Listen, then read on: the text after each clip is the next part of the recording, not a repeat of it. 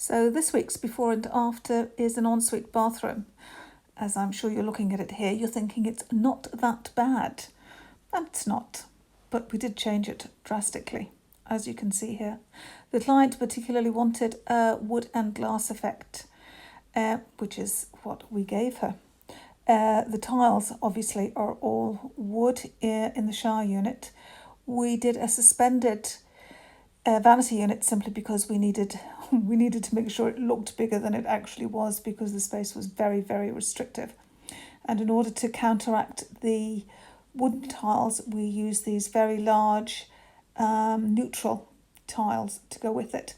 The fixtures were all nickel. We decided that nickel was just much softer than the chrome, their versions of it. So that's what we went with. And I think all in all, it looks very, very well. Well, it looks a lot better than it did before.